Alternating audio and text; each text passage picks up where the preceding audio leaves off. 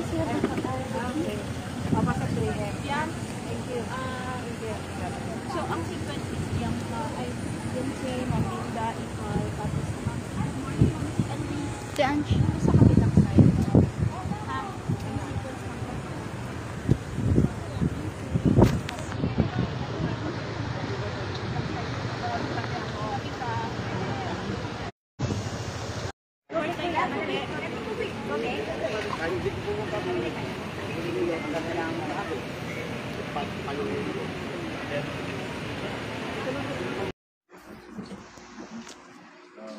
Nakaya. Okay, okay. Kaya Linda. Ma'am Teresita. Ma'am Teresita.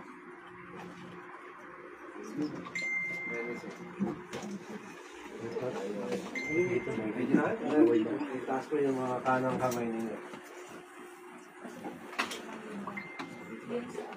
Makita ko ito. Itaas ang kanang kamay.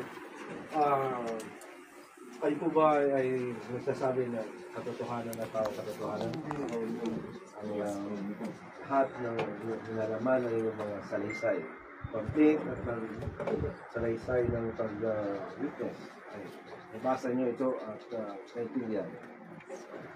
Buong loob, kusang loob, at hindi kayo pinilit sa mga sinulat at nabasa nyo ito.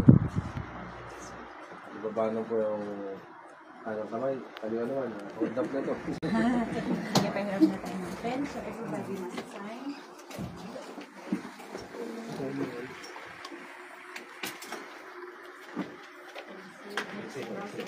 Process mo na.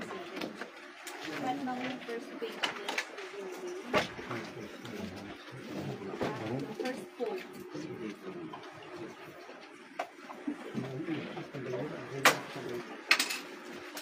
After you pass on the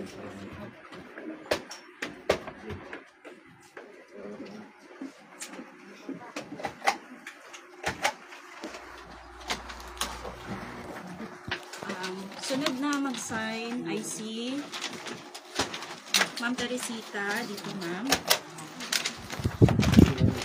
Ma'am, dito ka. Ayun. Sequence na lang natin.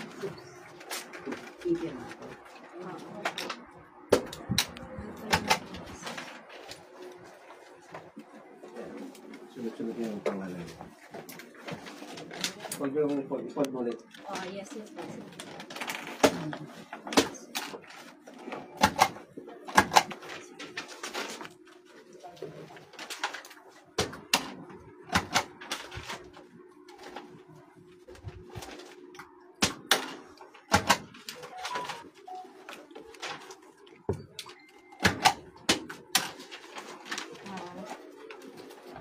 Ana, pa-assist na lang kay Ma'am si kasi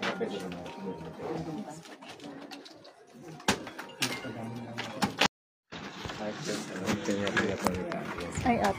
Thank you po.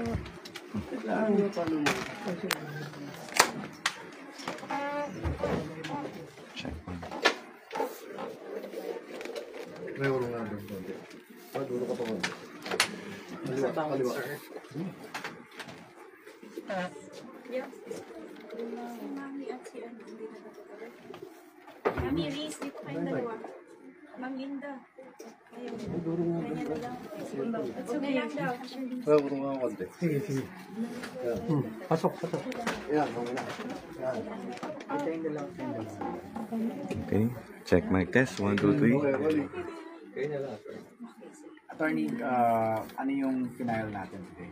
Nag-file tayo ngayon ng Anti-Violence Against Women and Children or Republic Act 9262 kasi grabe na ang trauma at depression na naramdaman ngayon ni Lindsay. Actually, nung una, gusto niyang manahimik, manatili sanang ganon, kaso lang hindi nakakayanin. Pagkatapos namin na-educate siya sa lahat ng kanyang mga karapatan, pinili niya ngayon na i-file ang anti-VAUSI kasi noong una, hindi kami ang lawyer niya, nag-file siya noon pero na-dismiss ito kasi kulang ng ebidensya at overwhelming overwhelmed pa siya noon sa nangyari sa buhay niya, parang mabilisan ang pangyayari. Hindi niya nailahad-lahat. Pero ngayon, kompleto na kami ng ebidensya at marami na kaming nakalap na ebidensya. Actually, as regards a lot of women nga doon sa estranged husband niya, ay sila ang mismong nag-communicate kay Lindsay para sa mga kanilang karanasan at kasabay pala niya tong karelasyon kahit nung kasal na sila. So marami na po. Ay, apo. Hindi po.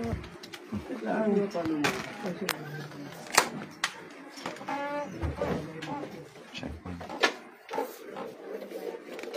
May urong nga doon. Dulo ka pa mo. Kaliwa. Yeah. Si Mami at si ano, hindi na nakatagal. Mami, Reese, dito kayong dalawa. Ma'am Linda.